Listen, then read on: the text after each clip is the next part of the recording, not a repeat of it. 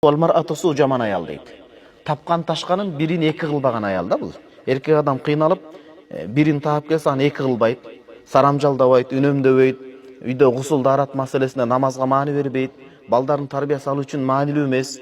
Мындайша айтқанда, еркектің тапқанын қайсап жеп, дағығана деп, еркек мындай башына сынау келсе, сүйеп қойбостан, жөлөп қойбостан, мындай ал нәрсені мазақтап, тамашалап, келеке қылып күйесін. Ар намысына тиіп, жашоошун чүнчүтүп ийет.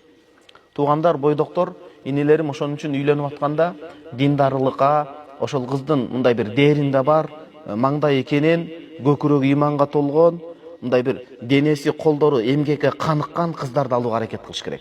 Ал канга тартат, ата-энесин, энесин караш керек. Муну биздин ата-бабалар эшигин көрүп төргөт деп айткан да. Энесин көрүп кызын ал деген ошол. Адам өзүнүн энесине үйдөгү тарбияга тартып кете берет. Жакшылап караш керек. Сиздин ата-энеңиз жакшы болгону менен, досторуңуз жакшы болгону менен, бейиштин тилкеминде ушундай өлкөдө жашаганыңыз менен, алган жарыңыз, аял заты жаман эмес албетте. Арасында чыгып калат, кандай эле эркектердин арасынан чыгып калгандай. Ошол бардыгы тегиз болуп туруп, алганыңыз жаман чыгып кала турган болсо, жашооңузда чүнчүп кетесиз.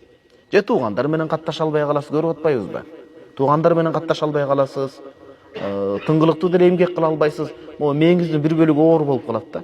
Ошол себептен сүйүү, күйүү деп арам кадамга барбаш керек. Анан кебетеге карап, кебете кечпир, кебете түспөлгө карап эле алданып калбаш керек. Адамдын экинчи сулуулугу анын адеп ахлагы, адамдын үчүнчү сулуулугу анын акыл ой жүгүртүүсү, илим билим деңгээли, ушунун баардыгын карап, биринчи ошого өзү татыктуу болуп, өзүн оңдоп, анан ушул нерселерге карап туруп, истихара барып окуп үйлөнө турган болсо, иншалла, ал үй бүлө жакшы үй бүлө болот.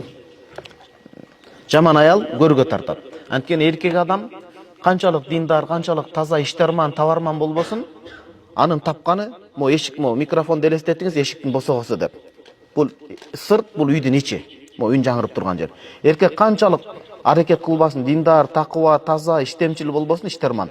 Тапканы жетимсирип босогону карап турат. Береке, кут, ырыскы бар го? Кут, береке, ырыскы, жакшылык, береке, пайыз, ушуну бар эшикти карайт. Босогодон баш багып, бул эми образдуу түрдө үйдү карайт. Аял киши намазга маани берсе, жоолугуна маани берсе, тууган тазалыкка, гусул дааратка маани берсе, үй бүлөдө күйөөсүн сыйласа, биринчи орунга коюп, кайната кайненесине колдон келип турса, кызматын өтөсө, үйдүн ичин тапканын бирин эки кылса, ысырапкорчулук кылбастан. Азыр заман жеңил го. Муздаткычтан баштап кир жуугуч бүт шарттар коюлган. Бирок ушундай заманда, негизи ушундай заманда күйөөсүнүн кызматын милтилдетип ордуна кое албаса, анда кийинки заманда кое албайт эле ал, эгер кийинки мурдагы кыйын катаал турмушта мисалы жашай турган болсо.